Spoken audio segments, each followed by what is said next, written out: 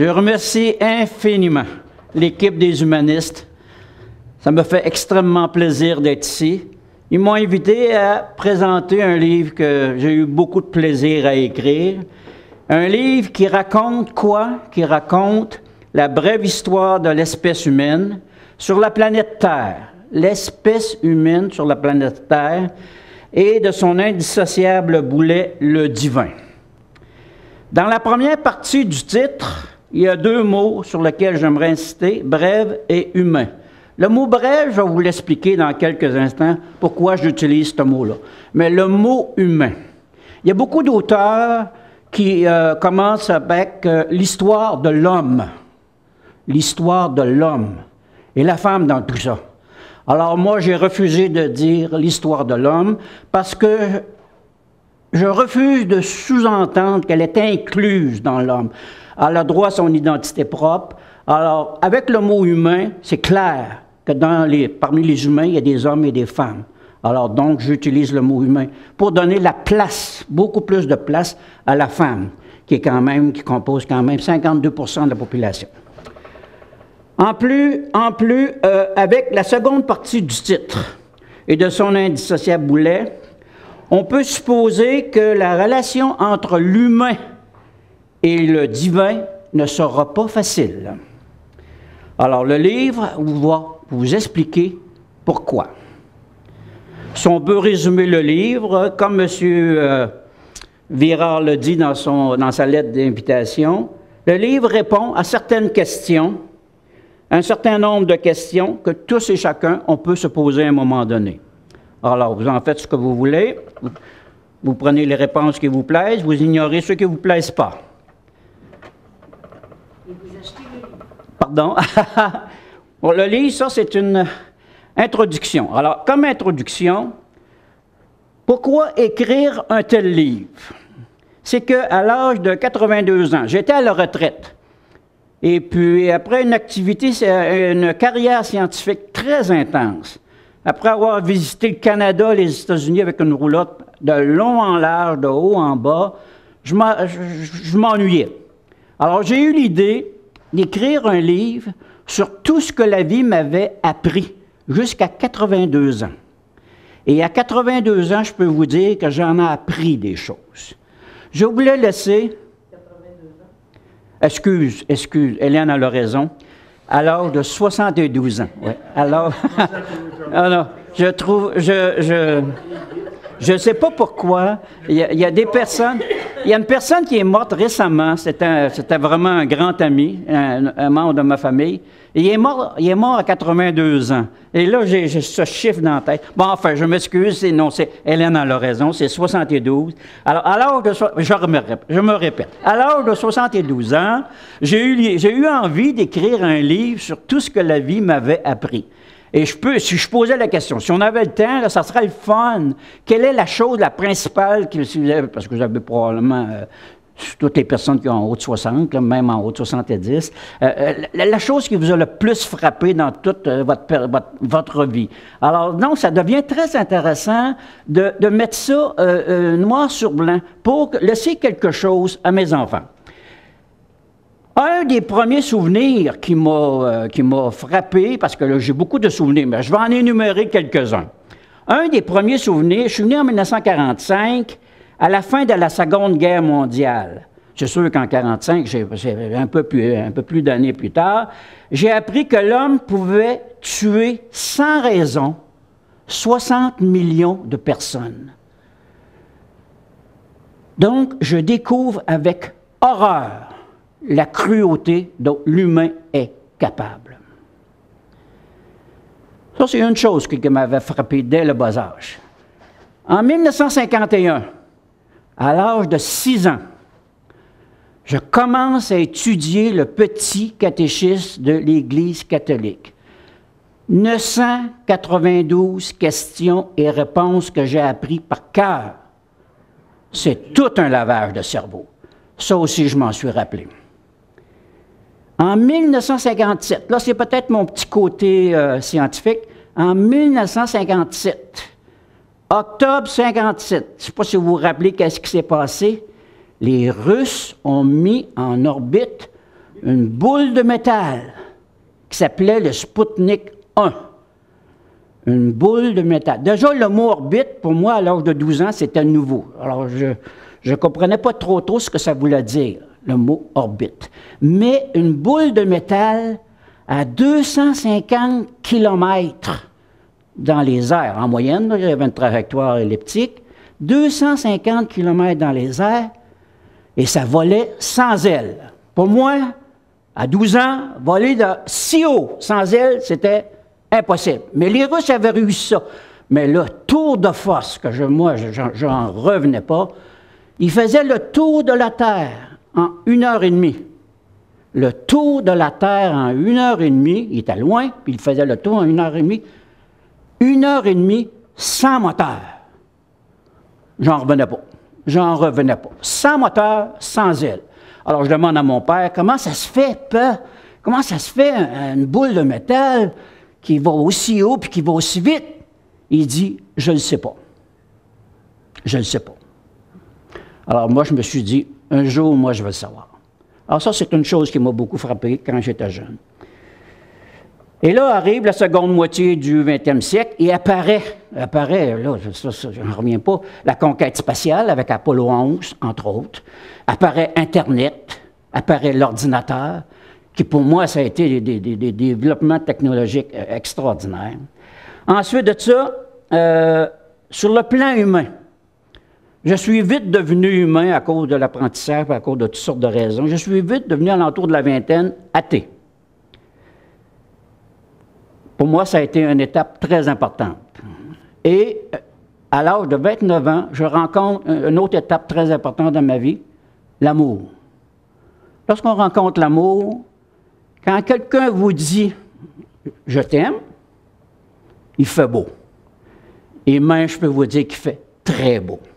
Ça a été une belle journée. Alors ça, c'était une belle étape aussi. Et avec l'amour, bien évidemment, qu'est-ce qui arrive? Il vient les enfants. Alors, j'ai eu la chance d'avoir 3 enfants et 4 petits-enfants. Et, parce que j'étais athée, la merveille des merveilles, c'est qu'ils n'ont jamais été baptisés, ils n'ont jamais appris de cours de religion. Est-ce qu'ils sont plus malheureux? Ben non. Ben non. Même au contraire, je pense qu'ils sont beaucoup plus équilibrés. Parce que je mettais l'emphase sur 2 choses, l'esprit critique et l'éveil de l'esprit.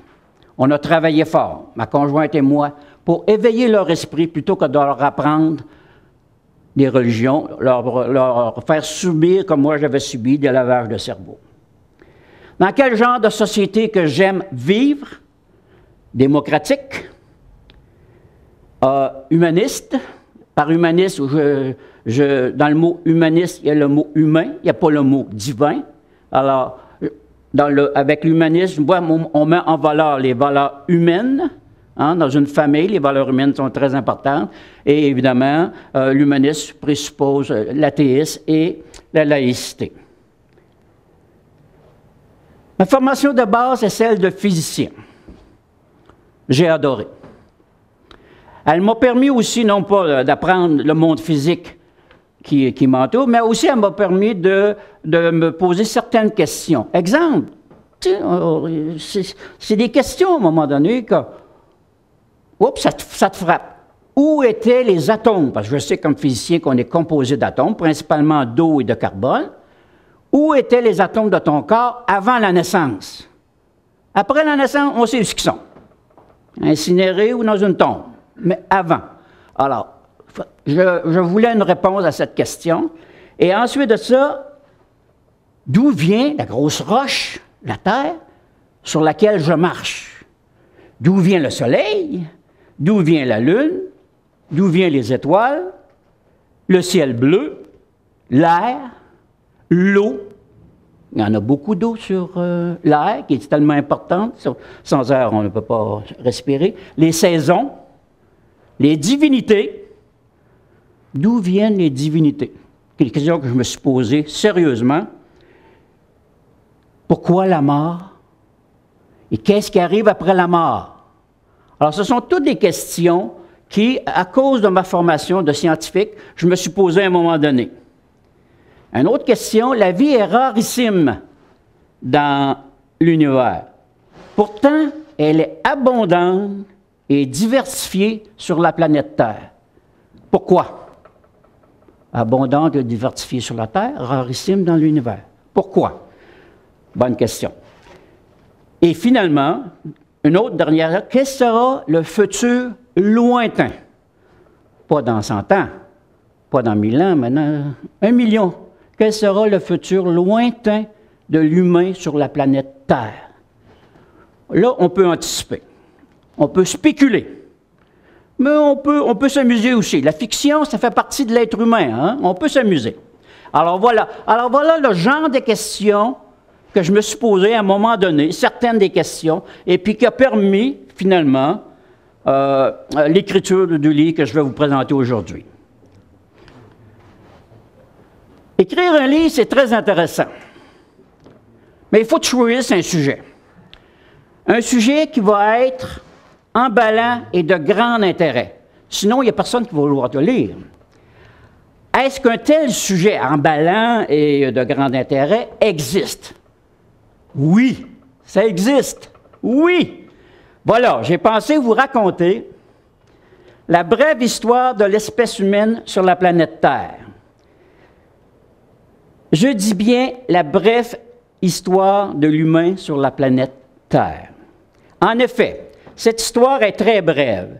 Si l'âge de l'univers est ramené à une échelle de 24 heures, l'âge de l'Homo sapiens, 200 000 ans, grosso modo, plus ou moins 10 comparé à celle de l'univers, 13,8 milliards d'années, et ça c'est très précis avec le télescope spatial Hubble. On avait une valeur bien précise, ce n'est pas 14, ce n'est pas 15, ce n'est pas 13,5, c'est 13,8 milliards d'années. Alors, si on ramène le 200 000 comparé aux 13 milliards,8, l'humain existe sur la Terre depuis à peine une seconde. Une seconde. Hein? Donc, l'humain, on peut dire que ça a pris du temps à le créer. La nature travaille très bien, mais très, très, très lentement. C'est une chose que j'ai découvert en vieillissant. D'où le mot « brève ».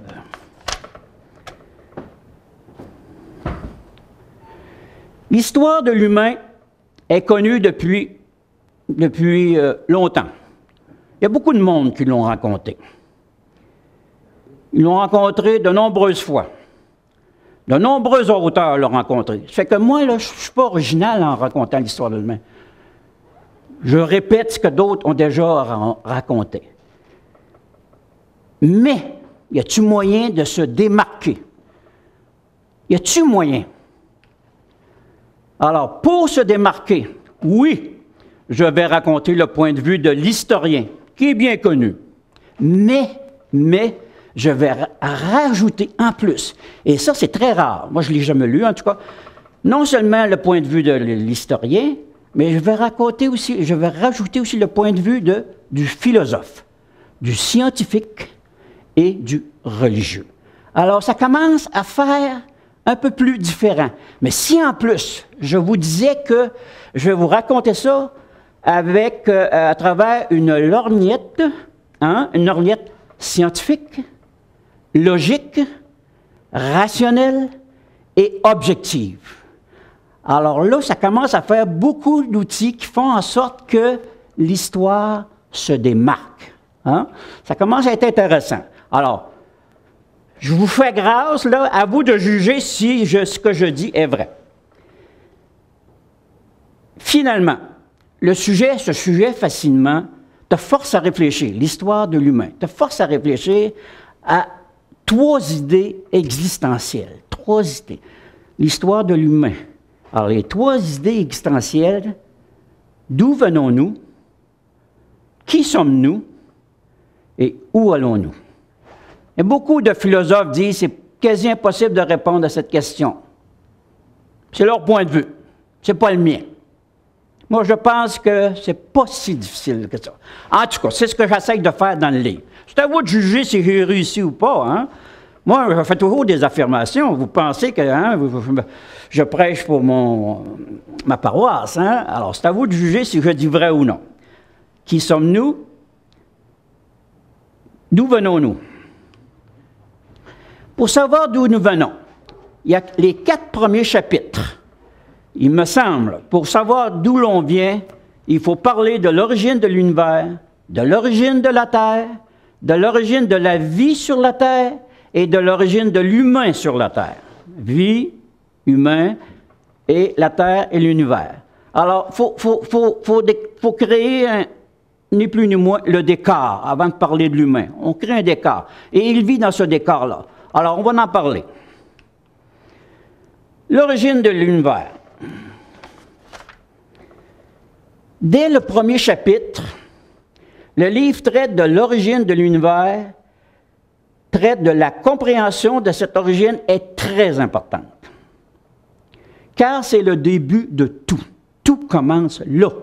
Avant, il n'y avait rien. Après, il y avait quelque chose. Alors, l'origine de l'univers est très importante. C'est le début de tout. Sinon, les conclusions du livre ne veulent rien dire. Alors, donc, c'est très important. L'origine de l'univers, ça commence quand? Parce qu'il y a toujours un début. Hein? Avant, on n'était pas sûr. Il y avait juste les croyants qui avaient une idée de l'origine de l'univers. C'était un Dieu. Dieu avait tout créé, voilà. Mais, en 1929, Edwin Hubble découvre que l'univers est en expansion. Il observe, c'est un astronome qui est un des plus gros télescopes en Californie de l'époque. Et puis, il observe la lumière émise par les galaxies. Et à cause du décalage vers le rouge des longueurs d'onde. Ça, je ne commencerai pas à expliquer ça parce que ça pourrait être long, mais c'est très intéressant. J'aurai beaucoup de plaisir à le faire, mais si je fais ça, je vais être encore ici demain matin. Alors, donc, vaut mieux, si ça vous intéresse de savoir qu'est-ce que ça veut dire, le livre l'explique très, très lentement. Je prends une page complète et puis j'essaye d'être le plus vulgarisé possible pour permettre aux gens, justement, de comprendre. Alors, qu'est-ce que ça veut dire que l'univers est en expansion? Qu'est-ce qu'il observe? Il observe que la lumière émise par les galaxies, que ça veut dire ce décalage vers le haut, mais que toutes les galaxies, ça veut dire que toutes les galaxies s'éloignent les unes des autres à très haute vitesse. Pareil comme si on avait des points à la surface d'un ballon qu'on gonfle. Quand on le gonfle, on voit les points s'éloigner. Ben, c'est ça que lui a découvert. Alors, donc, là, la première preuve expérimentale, décalage vers le rouge. Et puis là, si l'univers, on peut supposer, si l'univers se développe et prend de l'expansion avec le temps, on peut dire que si on recule dans le passé, elle rapetisse de plus en plus. Hein? C'est ça que ça veut dire. Et puis, si elle s'éloigne à toute vitesse, on peut supposer que l'éloignement des galaxies a été provoqué par une gigantesque explosion. Le Big Bang. Gigantesque, Big Bang, explosion. Alors, c'est de là que vient le mot. Est-ce que c'est le cas? Non. Si vous supposez ça, vous êtes dans l'erreur. Pourquoi? Parce que la théorie nous dit que si on recule dans le temps, puis là, avec les physiciens, les astrophysiciens et puis les astronomes, si on recule dans le temps, on peut reculer dans le temps. Oui, l'univers rapetisse. Rapetisse à un point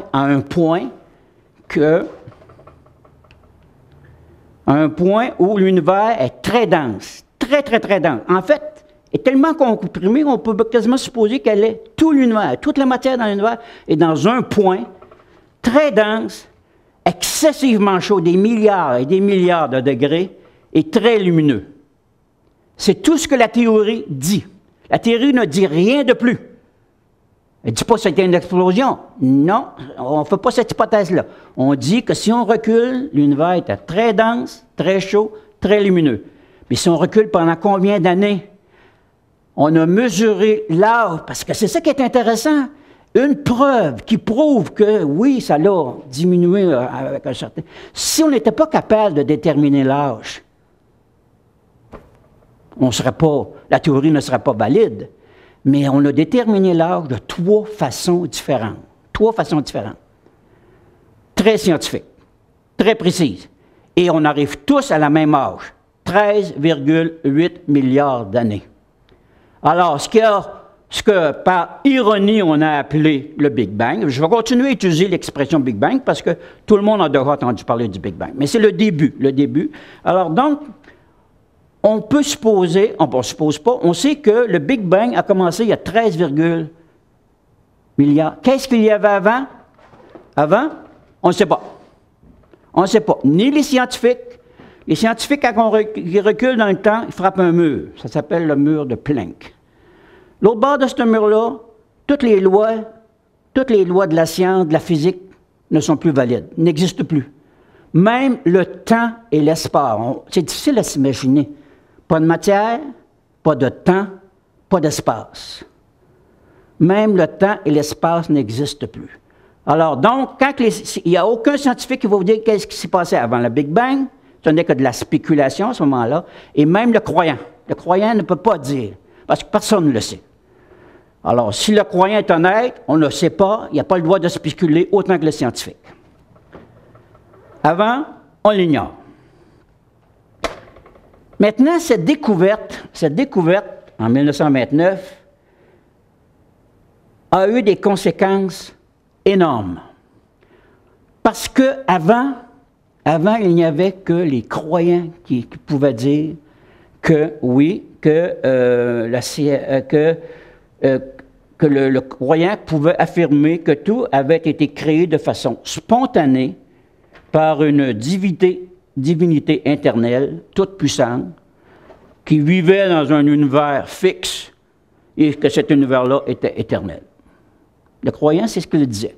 Maintenant, la science, qu'est-ce qu'elle dit? La science, aujourd'hui même, la science peut tout expliquer. De l'infiniment petit, l'atome, à l'infiniment grand, l'univers. Tout n'est qu'évolution. On part d'une gigantesque, l'équivalent d'une gigantesque explosion. Ça crée de la matière crée des atomes, l'atome d'hydrogène, l'atome d'hélium, l'atome de lithium. Ça se propage. On le voit ici sur le dessin, ça se propage. Et ça se regroupe à cause de la gravité, ça devient des étoiles. Et du moment que ça devient une étoile, la lumière apparaît. Et les étoiles, à cause de la densité, à cause de la chaleur, se transforment. L'hydrogène et l'hélium se transforment en d'autres éléments. Et les autres éléments sont le carbone, l'azote, le phosphore, le calcium, le fer, tous les éléments qu'on retrouve sur la planète Terre. Alors voilà, cette théorie de l'origine de l'univers, pour expliquer l'histoire de l'humanité, m'apparaît essentielle. On ne peut pas faire abstraction de ce concept si on veut expliquer adéquatement l'histoire de l'humain sur la planète Terre.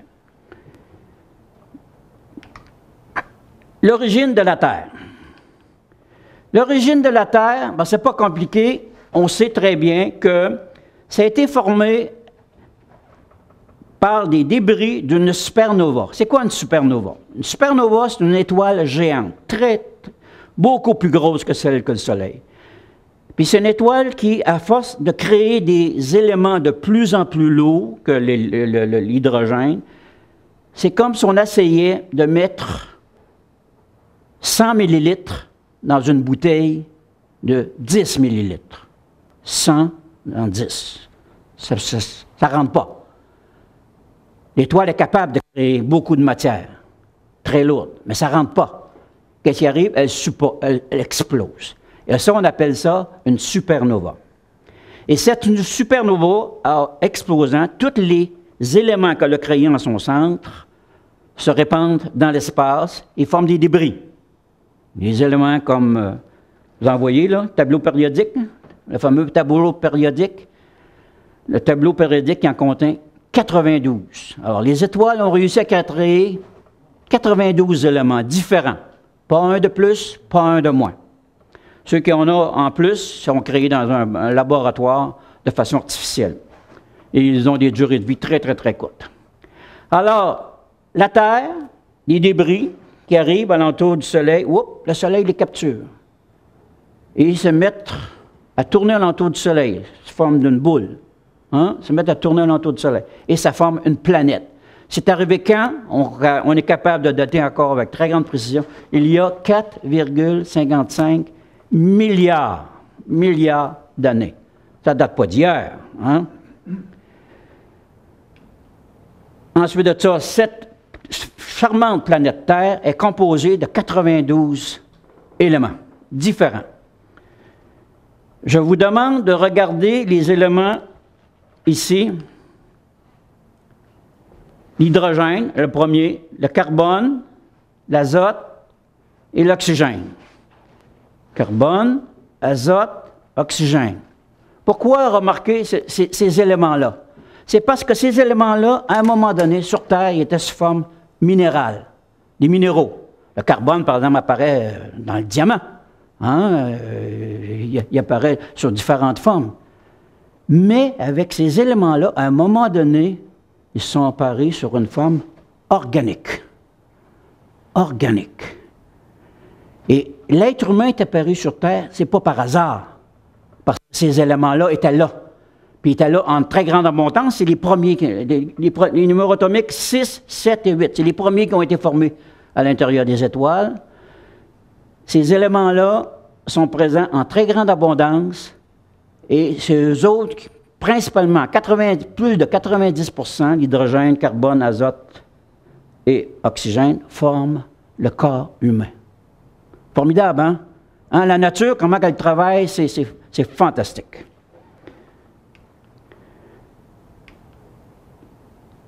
Alors, origine de la Terre. La Terre, elle a 455 milliards d'années.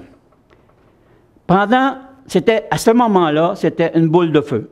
Parce que à chaque fois que des morceaux, des gros météorites arrivaient sur, évidemment à cause de la chaleur, ça provoquait une boule en fusion, mais une boule rocheuse solide, et non pas une planète gazeuse.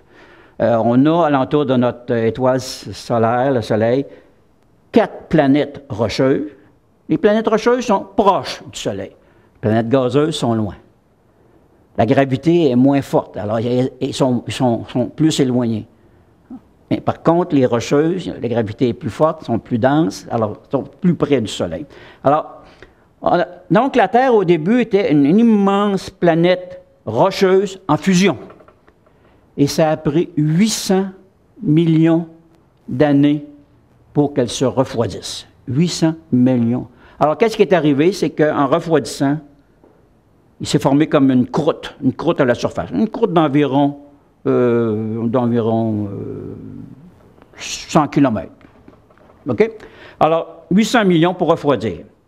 Et après les 3,2 milliards d'années suivantes, et là, à cause de toutes les réactions chimiques, il ne faut jamais oublier que la nature obéit aux lois de la chimie. Tout le temps, partout dans l'univers, mais tout le temps. C'est qu'à un moment donné, il n'y avait pas d'atmosphère. C'est qu'à un moment donné, est arrivée une bactérie. Elle avait besoin de CO2. CO2. Carbone. La bactérie, pour se développer, pour devenir une plante, la bactérie a besoin de carbone et elle réémettait de l'oxygène. Et là, elle a émis de l'oxygène pendant un certain temps. C'est pour ça que notre atmosphère, avant c'était du CO2, absorbé, garde le carbone, réémet de l'oxygène, et cet oxygène-là, lui, est environ 19%. 21% de l'atmosphère. Et puis pour les raisons exactes, pourquoi 21, pourquoi pas 30, c'est parce qu'il y a d'autres raisons que je pourrais vous expliquer, mais encore une fois, je vais être ici demain matin si je commence.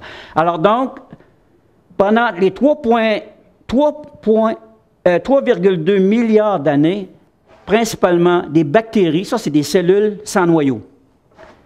Des cellules sans noyau.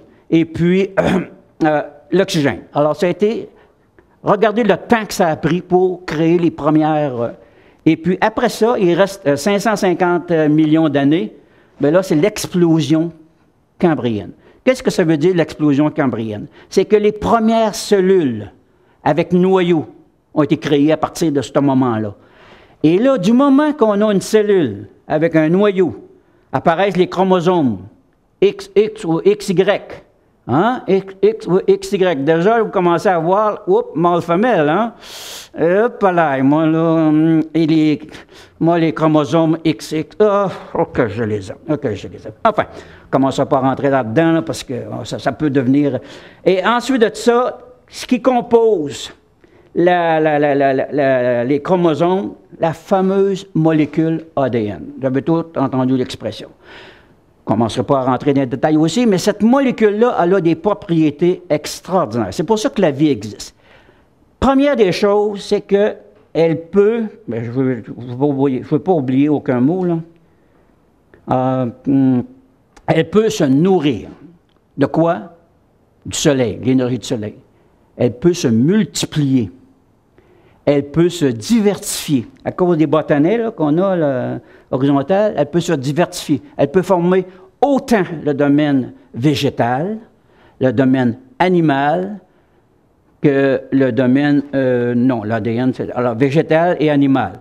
Alors donc, elle peut se diversifier énormément et évidemment, elle peut se regrouper à l'intérieur des chromosomes comme étant mâle et femelle, ce qui a favorisé énormément la reproduction de certaines espèces et non pas d'autres. On ne verra pas un éléphant s'accoupler avec une girafe, par exemple, tu vois. Mais par contre, avec le sexe, oui.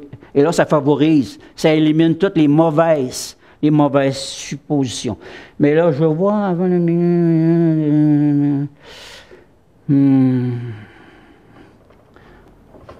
si je prenais la bonne pêche, ça m'aiderait. Hein?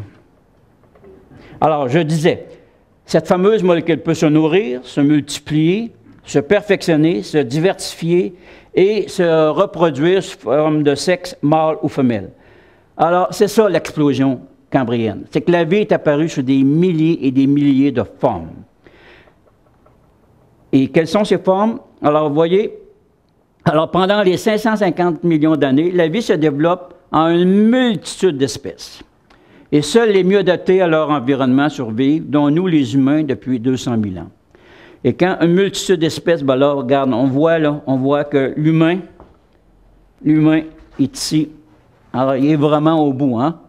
Rappelez-vous, il est sur Terre que depuis une seconde, comparé à les premiers animaux invertébrés qui étaient dans l'eau et puis on les appelait les mollusques. Mollusque veut dire le corps mou, qui n'avait pas de colonne vertébrale.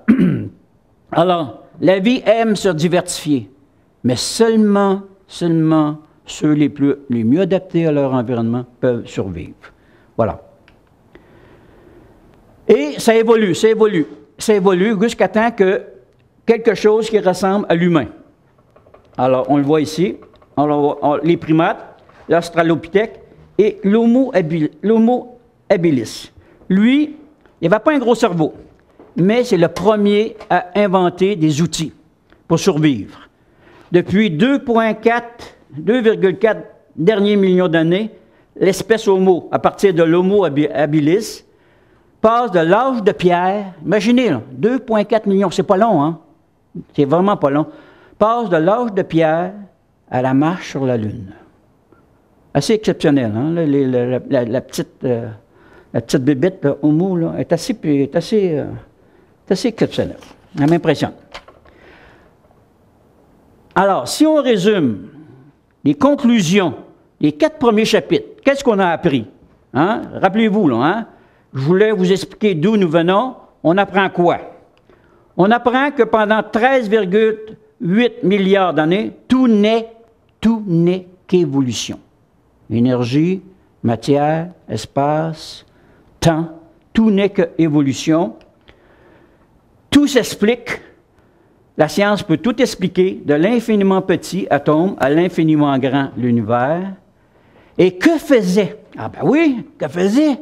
La science explique tout, mais que faisait le divin pendant tout ce temps? Ben, c'est pas compliqué. On ne le voit pas nulle part. C'est parce qu'il dormait. Je ne dis pas qu'il n'existe pas. Je dis qu'il était bien tranquille. Il dormait. Il attendait. Il attendait quoi? On va le voir. L'autre partie du livre, Table des matières, la partie numéro 2, qui explique qui nous sommes. Alors ici, j'ai écrit 5 chapitres. Le premier, naissance de l'agriculture, parce que l'être humain, graduellement, saute des étapes et arrive à devenir agriculteur-éleveur. Alors, la naissance de l'agriculture et, comme par hasard, c'est à ce moment-là que les divinités apparaissent. Alors, naissance de l'agriculture et des divinités, mais très important, pourquoi? Pourquoi? Ensuite de ça, naissance de la civilisation, naissance de la religion, l'expansion de la religion et la mort. On ne peut pas parler de qui nous sommes sans parler de la mort. Quand même une étape très importante. Pour moi, c'est le passage de la vie à un autre état d'être. Naissance, un état d'être, la mort, un autre état d'être. Voilà, c'est ce que le livre explique. Naissance de l'agriculture. Pendant environ les 200 000 dernières années, l'Homo sapiens est un chasseur-cueilleur nomade athée. Je dis qu'il est athée. Pourquoi? Parce qu'il est un habile chasseur, le gibier est abondant, il arrive à survivre, la preuve c'est qu'il a survécu jusqu'à aujourd'hui, et il arrive à survivre sans l'aide d'aucune divinité. Puis pourquoi je dis ça? C'est parce que dans toutes les cavernes qu'on a retrouvées avec des peintures, on voit sur s'il avait cru aux divinités, il l'aurait peint sur les murs. Mais il peignait sur les murs les deux choses les plus essentielles auxquelles il tenait. Manger, survivre et se reproduire. Survivre et se reproduire. Il dessinait sur les murs des scènes de chasse, il sculptait des femmes. C'était sa façon de peindre son attachement pour la femme, parce que ça lui permettait de survivre. Alors, que des scènes de chasse. Donc, je prétends que... Puis là, il y a certains anthropologues qui disent que, ben là, il enterrait ses morts et tout, puis ça démontre un certain respect, une certaine croyance à la vie après la mort. Moi, je pense pas. Parce que je pense pas, parce que je vais vous nommer, vous rappeler un fait, c'est que j'ai eu un chien. Je l'ai beaucoup aimé. Quand il est mort, je l'ai enterré. J'avais du respect. Mais ce n'est pas parce que je croyais en Dieu, j'étais dit, c'était le respect. Lorsqu'une personne meurt, on a beaucoup de respect pour son corps, on le respecte. Ce n'est pas parce qu'on croit en Dieu puis qu'on lui donne. On l'enterre avec ses objets favoris, oui, ça peut arriver. Hein? Un ouvrier, on peut l'enterrer avec son marteau, oui, c'est vrai. Mais par contre, ce n'est pas parce qu'on croit qu'il va s'en servir dans une vie après la mort que. Non, ce n'est pas respect. Alors donc, moi, pendant 200 000 ans, le chasseur-cueilleur nomade est athée. Mais qu'est-ce qui arrive? Qu'est-ce qui arrive il y a 12 000 ans? Alors, pendant 200 000 ans, ça va bien. Oups, arrive une période de glacification.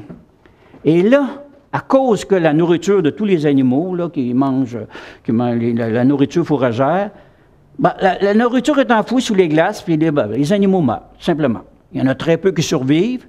Et là, à la fin d'une période de glacification, le gibier devient très rare. Et l'humain meurt de faim. Il meurt de faim. Mourir de faim, on peut difficilement, nous, qu'on se nourrit bien, mais mourir de faim, jusqu'à quel point, hey, t'as plus rien à manger, là, hein? Moi, je viens d'écouter un film, là. C'est un pilote qui tombe au-dessus de l'Arctique, son avion, pas de nourriture, il n'y a pas d'animaux. On fait quoi pour survivre, pour manger?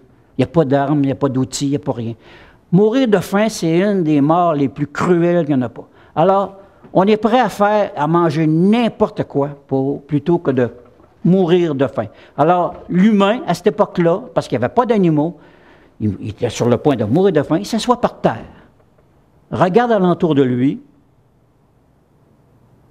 commence à manger plantes et racines, et il en découvre une qui est meilleure que les autres. Oups, elle contient un peu plus de vitamines. Il découvre alors une plante sauvage, l'engrais ça s'appelle, une sorte de blé rustique. Alors il découvre ça. Et il commence à manger du blé, parce qu'il pouvait le panifier, il pouvait en faire du pain, et ça le nourrissait très bien. Alors donc, il devient, à ce moment-là, le blé devient sa principale source de nourriture. Ah ah! Hein, c'est plus la chasse, le blé. Mais qu'est-ce que ça implique, le blé? Ça a des conséquences épouvantables. Alors donc, pour pouvoir le cultiver, ben là, tu peux plus être un nomade, là. Il faut que tu deviennes sédentaire. Pour pouvoir le cultiver, il faut que tu restes sur place. De pouvoir le cultiver, il devient un agriculteur-éleveur sédentaire. Sédentaire. Et là, il cultive son blé. Et là, il s'aperçoit qu'il est à merci des cataclysmes naturels. S'il y a une sécheresse, hein, il perd son blé. S'il y a une inondation, il perd son blé. Il y en a tellement, là. Alors, sécheresse, inondation, séisme, épidémie d'insectes, les feux, les tomates, il y a tout ça. Il perd sa récolte. Et Dieu sait que quand tu as une famille, tu as des enfants, tu ne veux pas mourir de faim, puis tu ne veux pas que tu aies faim. Alors, qu'est-ce que tu fais? Il doit se protéger contre les cataclysmes naturels, des famines, des maladies mortelles et des guerres. Et l'humain, lorsqu'il a un problème, il a ceci, puis il est constant partout. J'insiste sur ce mot-là. L'humain, lorsqu'il a un problème, il invente des outils pour s'en sortir. Il invente des outils. Hein? Un ouvrier a besoin de marteau, il a besoin de planter des clous, il invente un marteau. Hein? Le chasseur, au lieu de courir après les animaux, l'arc et la flèche, il invente l'arc et la flèche pour atteindre les animaux à distance. Le cultivateur, il invente, pour faire des beaux sillons, il invente la charrue. Alors, c'est une caractéristique, l'humain, lorsqu'il a lorsqu'il a un problème, ils inventent des outils pour s'en sortir.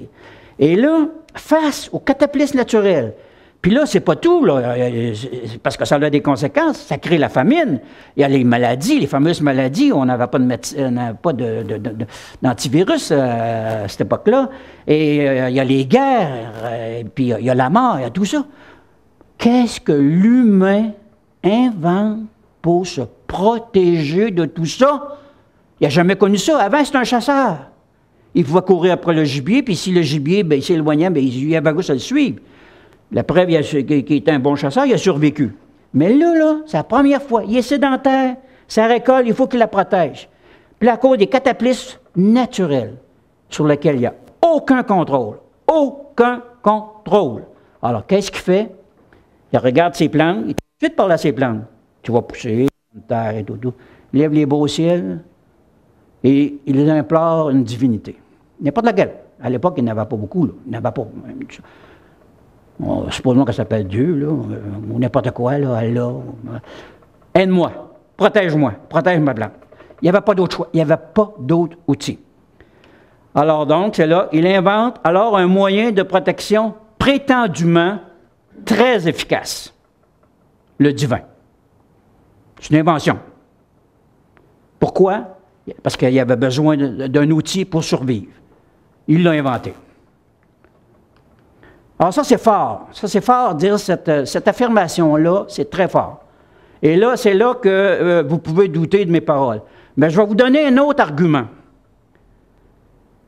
Tout le monde ici va être d'accord lorsqu'on vient au monde, on vient au monde petit et démuni. Extrêmement démuni. Hein? Et très petit.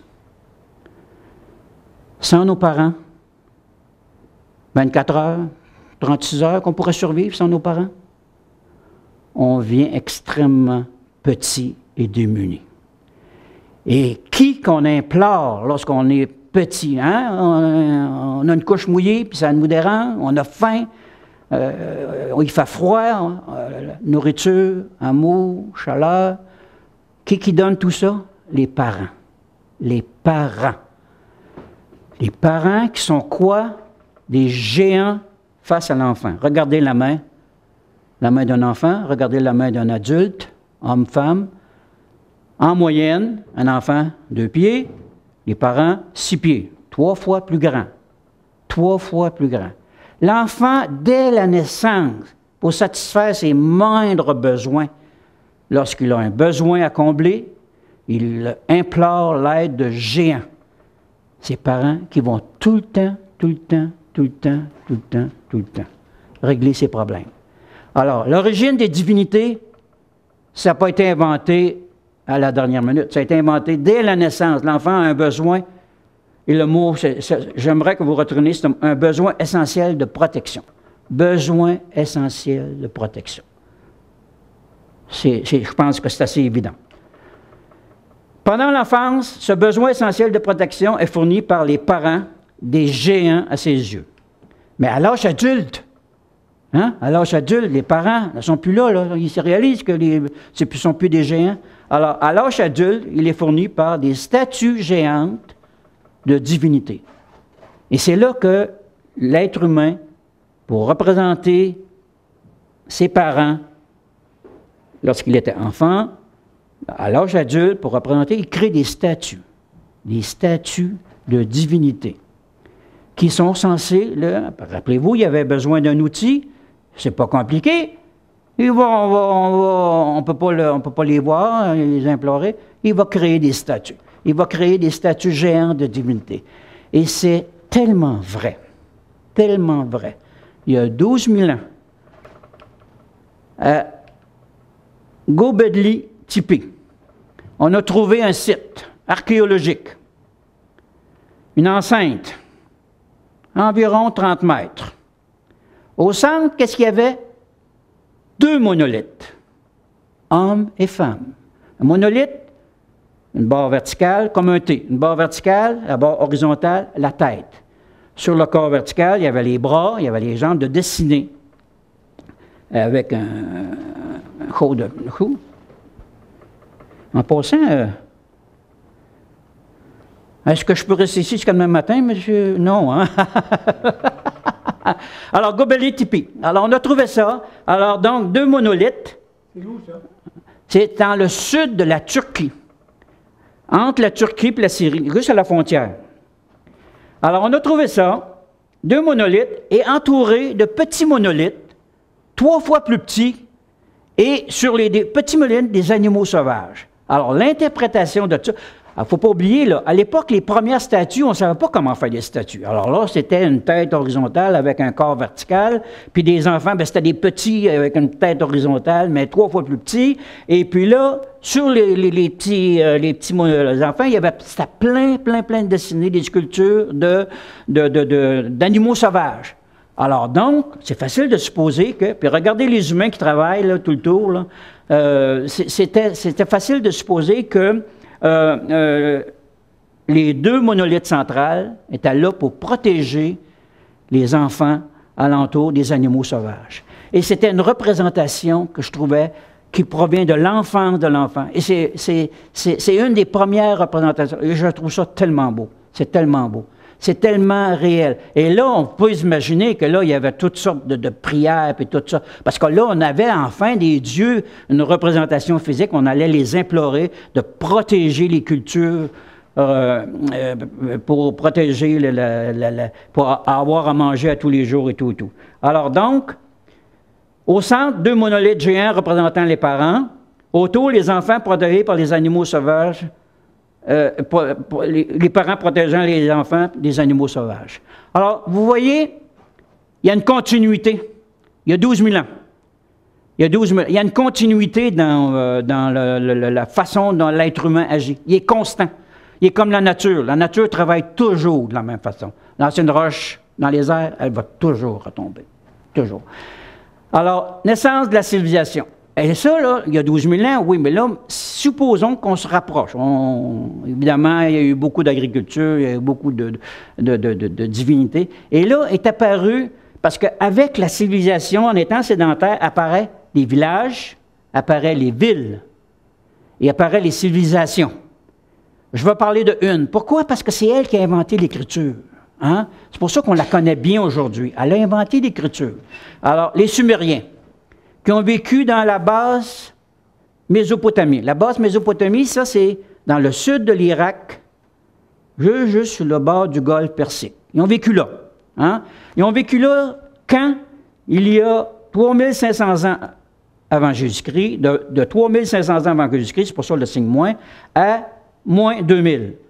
Donc, 1500 ans. Les Sumériens ont vécu là pendant 1500 ans comme une civilisation. Là, une civilisation, là, on s'entend, là, c'est plus de 100 000 personnes qui vivaient là, 100 000 personnes à nourrir dans une ville. Et leur grande découverte, ils ont réussi, parce que là, les cultures, là, on s'entend que ça prend de l'eau.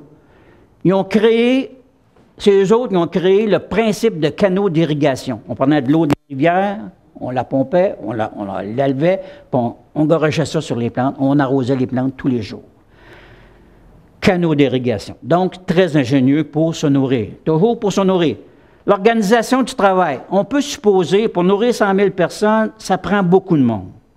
Ça prend de l'organisation. Et c'est là que sont apparus des chefs. Les chefs organisaient et contrôlaient des ouvriers. Mais quand on dit chef, c'est pas long que c'est devenu des rois. La monarchie est apparue. Et les ouvriers, c'est pas long que c'est devenu des esclaves. Hein? Alors, c'est là que les tendances humaines sont apparues, là, avec les Sumériens, l'organisation du travail. Mais c'est par nécessité, c'est pour survivre. Et ils ont inventé, pour pouvoir contrôler tout ça, ils ont inventé l'écriture. Au début, c'était pour contrôler les différents terrains, mais avec le temps, ils ont appris à écrire les sentiments.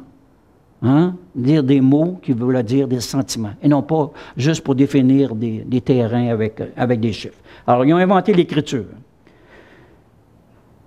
Et en plus de ça, eux autres, les Sumériens étaient extrêmement croyants.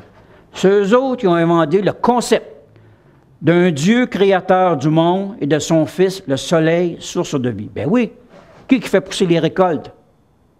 C'est le soleil. Le soleil, on le voit. Le Dieu, on ne le voit pas. Mais si on ne voit pas le Dieu, il y a un Fils, parce que lui, on le voit. Puis on voit ses effets. Alors, le concept. Tiens, là, Jésus-Christ, le Fils de Dieu, hein? Pas si vous commencez à nous suivre, là, hein? Toutes les religions sont basées sur ce concept-là. C'est apparu où? Avec les Sumériens. Pourquoi? Justement, pour protéger les récoltes. Alors, je ne sais pas si vous suivez mon cheminement, on voit qu'il n'y a rien qui a été inventé gratuitement. Là. Ça n'a pas été spontané. Voilà. Alors, naissance de la civilisation, deuxième point, Babylone. Alors, je le disais tantôt, là, de moins 3500 à moins 2000. Et là, quand que cette ville-là, parce qu'elle est devenue tellement prospère, ben là, c'est pas compliqué, hein? Quand quelqu'un devient propriétaire, ben tout, ça crée l'envie, tous les voisins alentours attaquent, ils détruisent. Le peuple sumérien a été détruit, mais il a été remplacé par Babylone. Babylone, ça a été une ville encore plus prospère. Parce qu'à un moment donné, Alexandre le Grand, il est allé à Babylone, puis il voyait, oh mon Dieu, des jardins suspendus. En fait, c'était des étages. L'eau coulait des différents étages. Puis à chaque étage, il y avait des jardins.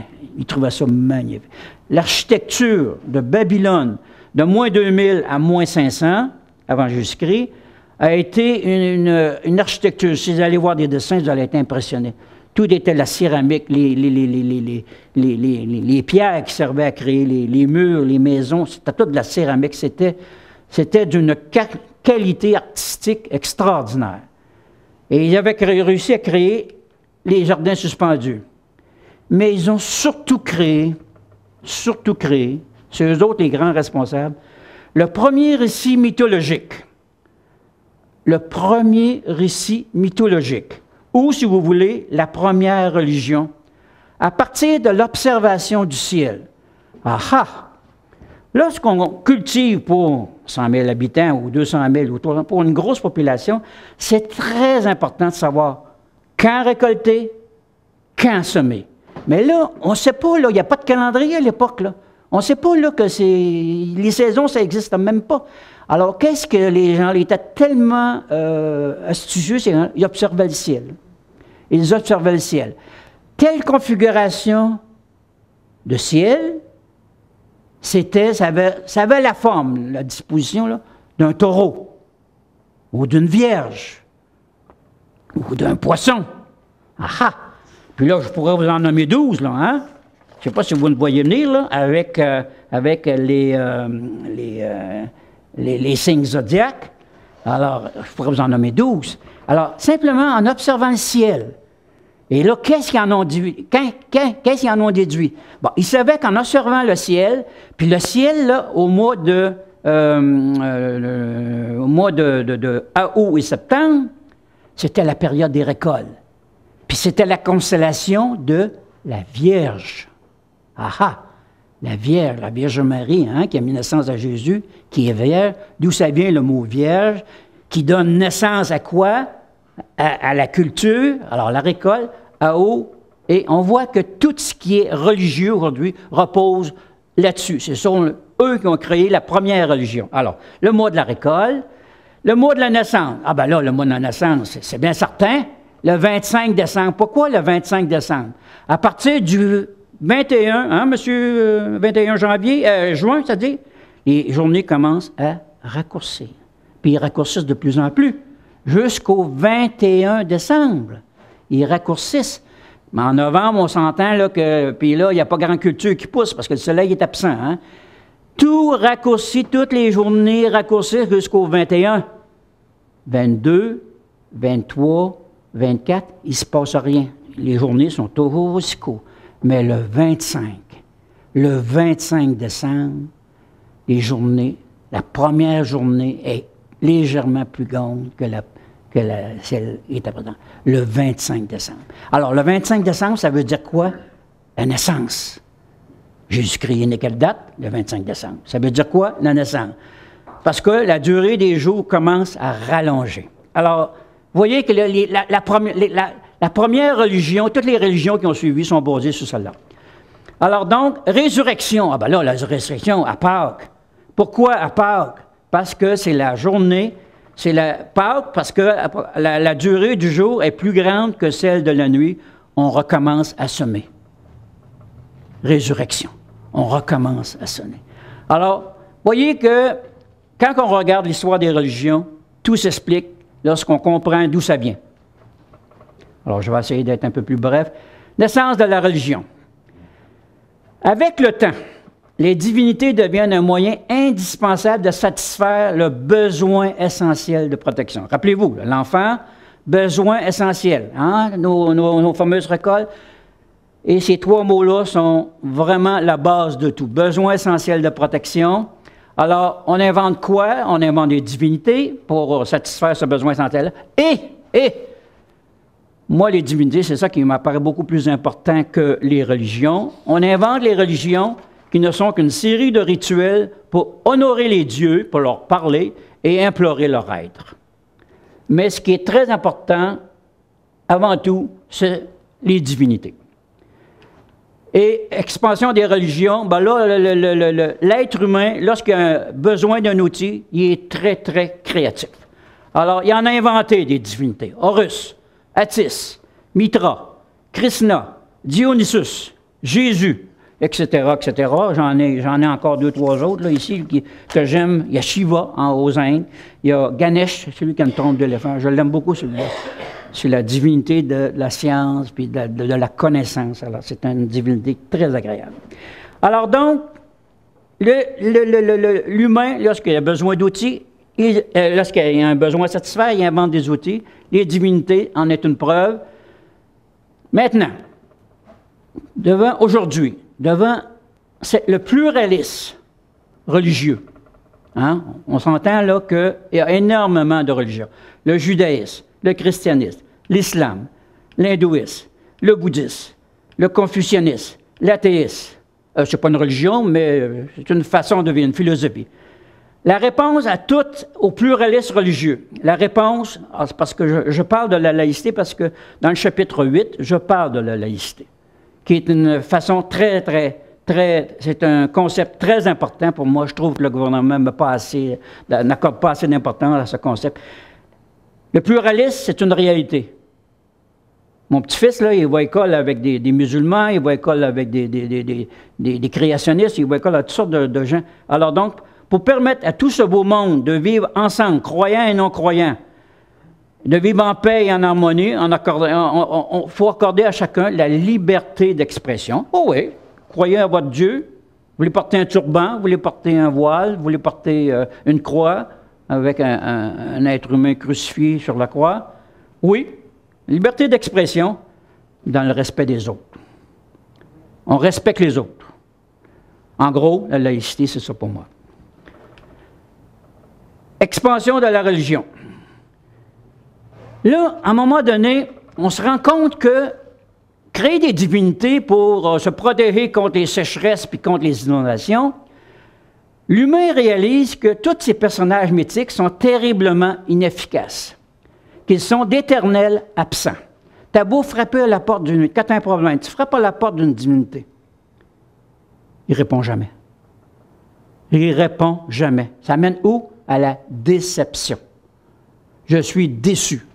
Aujourd'hui, on a de bien meilleurs outils. Est-ce que ces croyances millénaires, on leur place encore aujourd'hui? C'est à vous de décider, hein? Alors moi, je pense qu'il faut trouver autre chose. Il faut remplacer les divinités par autre chose. Puis autre chose, ça peut être quoi? Ça peut être les connaissances scientifiques. Hein? Exemple, les maladies, un vaccin, les remèdes, les opérations, ça guérit énormément, c'est beaucoup plus efficace que les divinités. Alors, les connaissances scientifiques, ou bien l'humanisme. Hein? L'humanisme, vivre en paix. Dans le mot humaniste, il y a le mot humain, il n'y a pas le mot divin.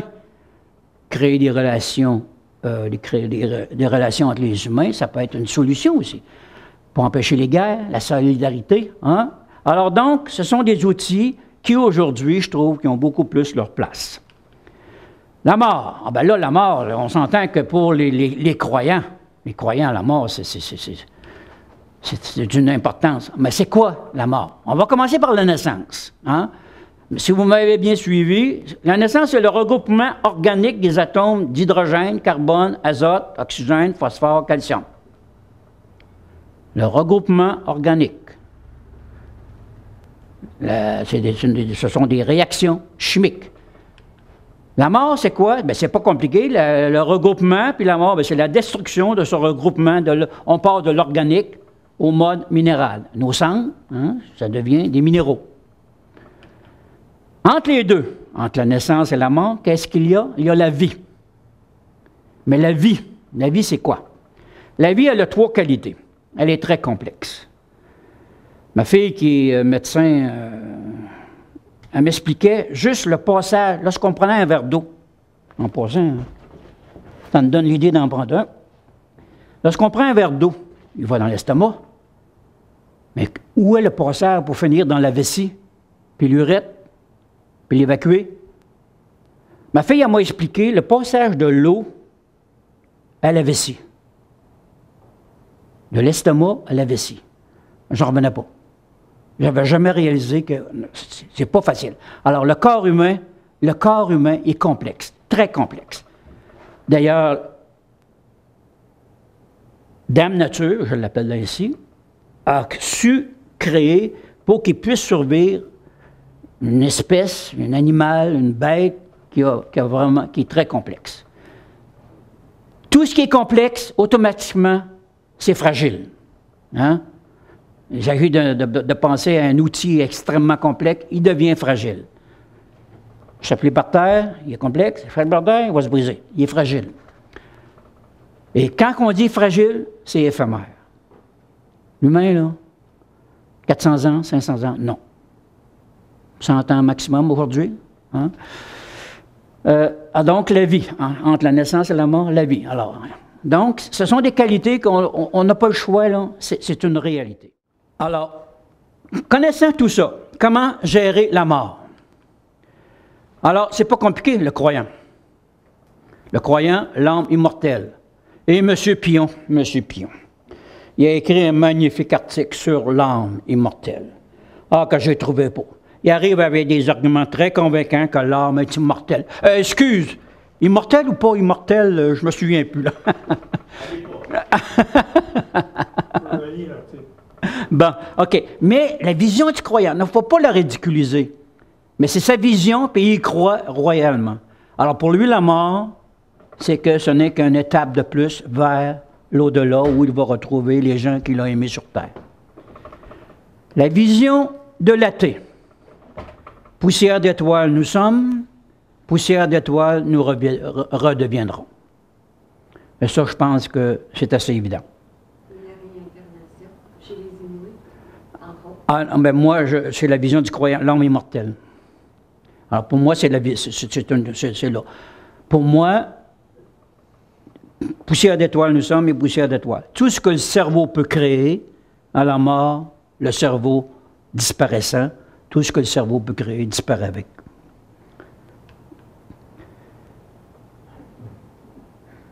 Et poussière d'étoiles, c'est une anticipation. Là. Poussière d'étoiles, nous redeviendrons.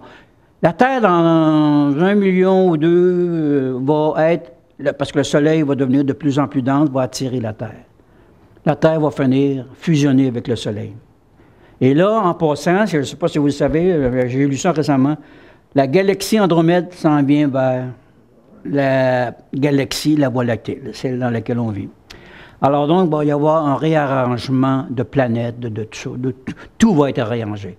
Et nos poussières d'étoiles risquent de se ramasser où? Dans le trou noir de la galaxie.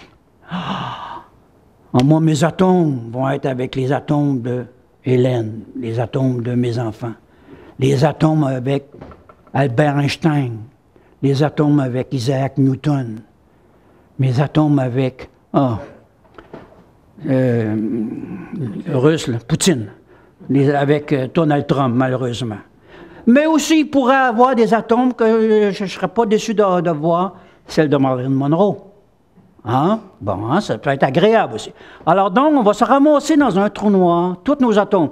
Mais malheureusement, ils ne seront pas pensants à cette époque-là, là, hein? On s'entend. Mais c'est une blague, c'est juste une blague. Mais on risque de finir dans un trou noir de la galaxie. Alors voilà, ça c'est la vision de l'athée. Troisième partie du livre. Alors là, ça achève, M. Virard. Je ne sais pas combien de temps je parle. Depuis quoi. Hein? Oh, non, regarde, il m'en reste jusqu'à puis je vais passer vers. Pour savoir où nous allons. Alors donc, il y a eu au 19e siècle la révolution industrielle. Encore une fois, je le répète, l'humain, lorsqu'il a un besoin comblé, il crée des outils. Il en a créé beaucoup pendant la révolution industrielle. Il en a créé beaucoup pendant le 20e siècle avec la révolution scientifique. Ensuite de ça, il en a créé beaucoup d'outils avec la révolution informatique. Et on a créé aussi, on a développé, parce que là, on veut s'éloigner des divinités qui sont finalement pas efficaces et toujours absentes. On a créé l'humanisme et l'athéisme. Pour moi, c'est le bonheur. Et finalement, le futur de l'humain, est-ce réellement, hein, il y a un point d'interrogation à la fin, là. Le futur de l'humain, est-ce réellement une espèce à part, hein, fragile, hein, et complexe, et éphémère? Est-ce réellement une espèce à part? Alors voilà. Alors les 4 grandes révolutions qui ont permis à l'être humain de vivre avec un certain confort jusqu'à date, à la suite de la révolution agricole qui a duré 10 000 ans, viendront les révolutions industrielles, scientifiques et informatiques, qui finalement sont produites depuis les 300 dernières années. Pour améliorer sa qualité de vie, l'humain a créé la musique, la culture et les arts. Et finalement, pour vivre en société, on a créé la démocratie et l'humanisme. La révolution industrielle, 18e siècle. Moi, 18e siècle, je ne sais pas si vous allez être d'accord avec moi, mais il y a 2 grandes inventions que je trouve qui ont révolutionné la mentalité. 19e siècle, excuse-moi, tu as raison. Le 19e siècle, il y a 2 grandes découvertes qui ont révolutionné totalement la pensée de l'être humain. Premièrement, Charles Darwin, lorsqu'il a pondu sa théorie de l'évolution par sélection naturelle. C'est un grand pas vers la connaissance, la compréhension de l'être humain. Et le fameux tableau périodique de Mendeleev. Parce que lui, enfin, on savait combien il y avait d'éléments sur la Terre. On savait finalement sur quelle sorte de planète on vivait. Avant, on n'était pas sûr. Hein? Il y a du chrome, oui. Il y a du fer, oui. Mais y a-tu d'autres éléments? Alors donc, avec le tableau périodique... Alors moi, je trouve que en plus de la grande révolution industrielle, ces deux grandes inventions-là, et la révolution industrielle, bien évidemment, ça a amené le bateau, les locomotives à vapeur, l'acier, le téléphone, le moteur électrique, l'électricité, le pétrole, etc. Tout ça au 19e siècle. Ce sont de fameux outils hein, pour remplacer les divinités. Maintenant, la révolution du 20e siècle. Mais là, la plus grande invention de tous les temps, selon moi, c'est celle où on a découvert le Big Bang. Et là, après ça, ben, pendant le 20e siècle, est venue la télévision, est venue évidemment la conquête spatiale avec, entre autres, Apollo 11, la révolution informatique, PC, Internet. Alors, moi, je me souviens, Internet, quand c'est apparu dans mon laboratoire. Avant, on communiquait par fil. Tous nos bureaux étaient reliés par des fils, passés dans les plafonds. Avec Internet, on communiquait sans fil. C'était fantastique. Ça a été une révolution extraordinaire. Ensuite de ça, naissant. Ah ben oui. Quand Elvis Presley est arrivé, moi, j'ai été ébloui. J'étais habitué au rigodon de ma mère, là, tu sais, les violonneux, là. Puis arrive ce monsieur, j'ai été ébloui. Pour moi, ça a été une grande... Et un autre, ben là, ça va faire rire bien du monde, quand j'ai vu la première fois le magazine Playboy. Il y avait un petit gars, j'avais 10 ans. Il y avait un petit gars, il avait volé la revue de son père, il l'avait emmené à l'école. Et on regardait la page intérieure. Ah, mon Dieu!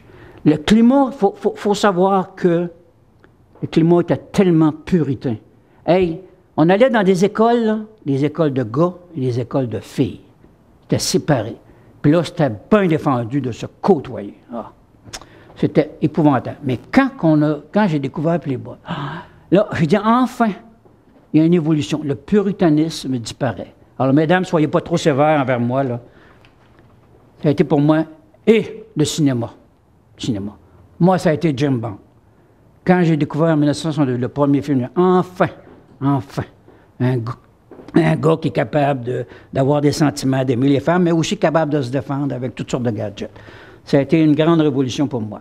C'était pas les films de M. Virard, là, on s'entend, là, hein?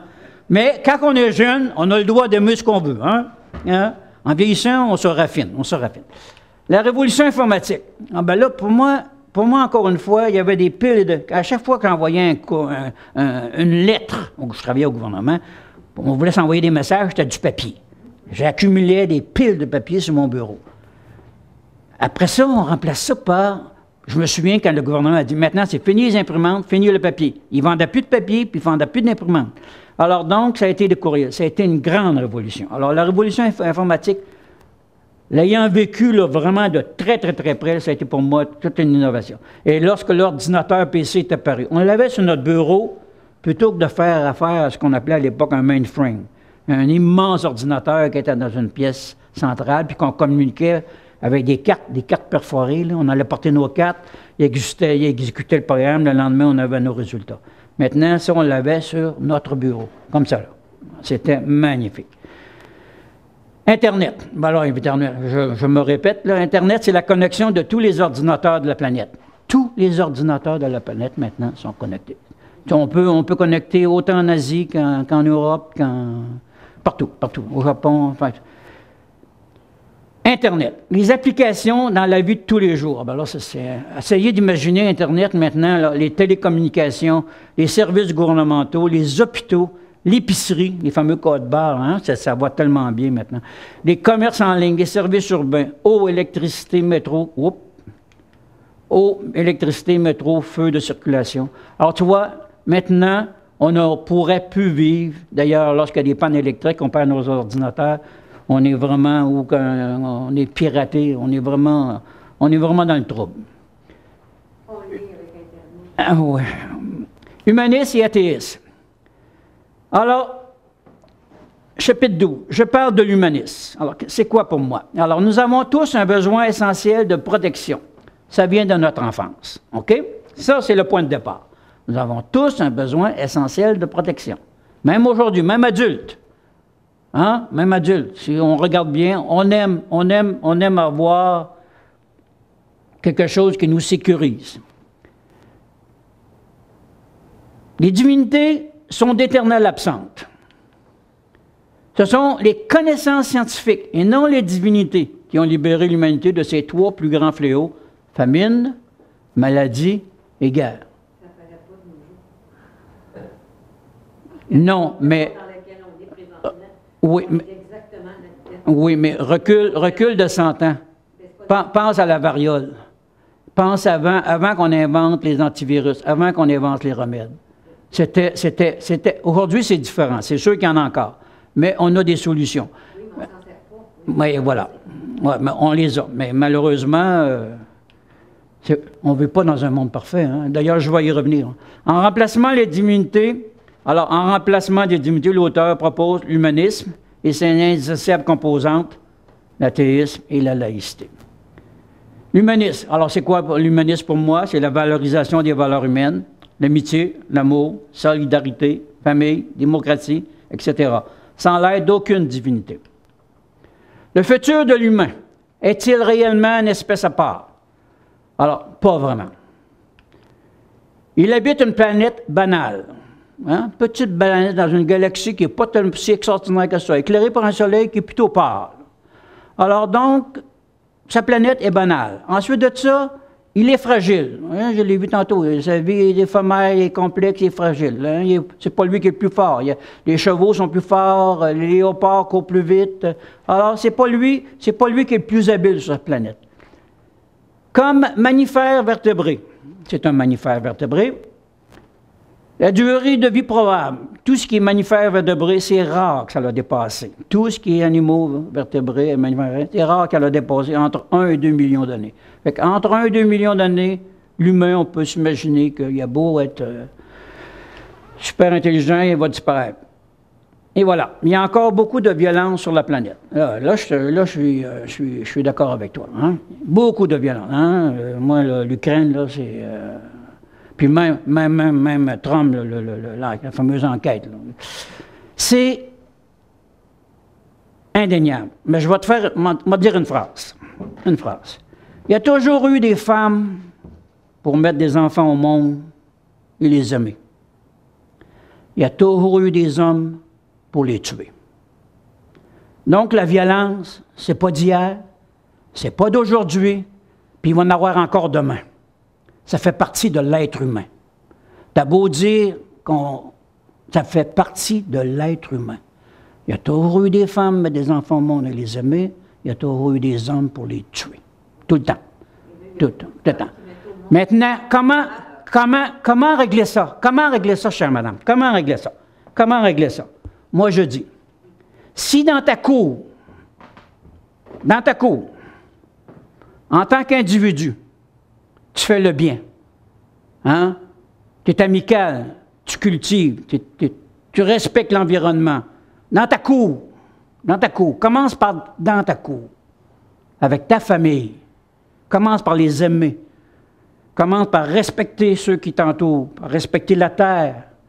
Dans ta cour. Fais ça. Commence demain. Fais ça. Toi. Mais si tout le monde fait ça, la violence va disparaître. Alors, c'est ça. C'est ça qui est ma recette. Je reconnais qu'il y en a beaucoup. Ma recette, ça va... Est-ce qu'elle va arriver un jour? En tout cas, moi, je m'acharne pour que dans ma famille, tout le monde soit heureux, je fais le bien. Quand ils ont besoin d'aide, je suis tout le temps là. Je fais le bien.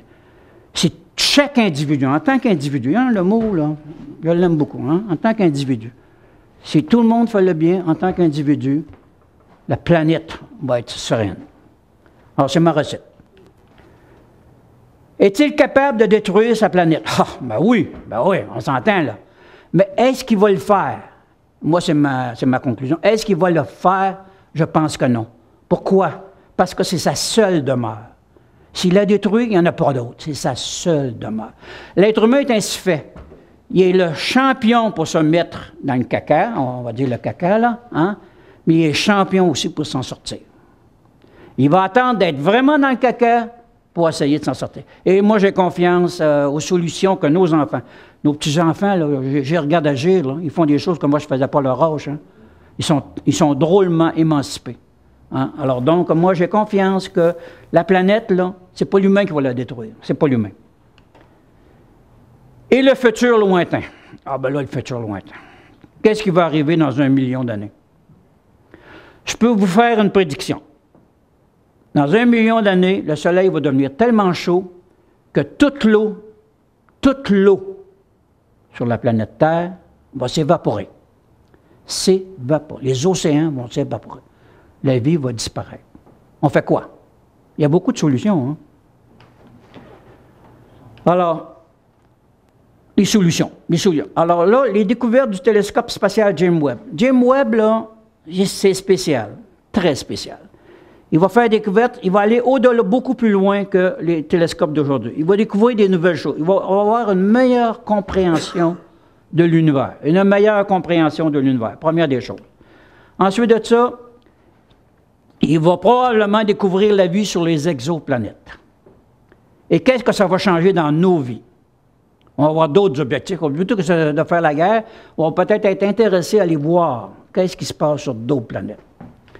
Et finalement, l'intelligence artificielle. Qu'est-ce qui va arriver avec l'intelligence artificielle? Aujourd'hui, là, on n'est pas loin de laisser conduire nos autos par des machines, des ordinateurs. Oui, mais ça, là, on s'entend, les téléphones intelligents, là, ça n'a même pas 20 ans. Là. On regarde l'évolution technologique, elle est fantastique. Puis plus ça va, c'est une croissance exponentielle. Plus ça va, plus ça monte. Alors, l'intelligence avec l'intelligence artificielle, est-ce qu'ils vont devenir plus intelligents que nous, éventuellement? Ah, peut-être. Est-ce que la conscience de l'être humain, on va-tu être capable un jour de transférer la conscience, le cerveau de l'être humain dans une machine, l'ordinateur? Question, je n'ai pas d'affirmation. Alors, le réchauffement du Soleil dans 1 million d'années, bon, ça j'en ai bien d'en parler, quel est son avenir le plus prévisible? Alors là, je vais vous laisser lire le livre pour le connaître. Le livre vous en propose un. Alors, hein? Vous le lirez. Ah, il en reste encore une, M. Virand. Ah, bon, oui, regarde. À découvrir, hein, parce que je parle de toi, là. Alors, à découvrir. Alors, je vous invite à découvrir le livre qui porte un regard original sur la vie. Hein? La vie tant végétale, minérale, animale. Végétale, minérale, animale. C'est représenté par un Inukshuk. Inukshuk, ça représente toi, moi. Aujourd'hui, ça représente surtout Michel Virard, qui lui regarde quoi? Il regarde le lever du soleil, il regarde l'eau, il regarde la vie. La vie sous toutes ses formes, végétale, minérale, animale. J'aimerais finir avec un petit poème qui est très, très beau. Aujourd'hui, non, ce sera pas long, là. Aujourd'hui, il y a 77 coups qui ont sonné à l'horloge. Là, je ne me trompe pas, 77. Je suis encore à ma fenêtre, je regarde, je m'interroge.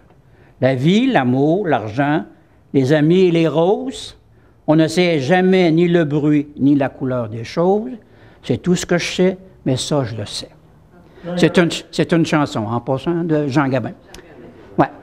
Alors, merci beaucoup, M. Virard, de m'avoir laissé parler aussi longtemps. Ce fut un plaisir. J'espère que le plaisir est partagé. Oui, Richard, tu viens de battre un record.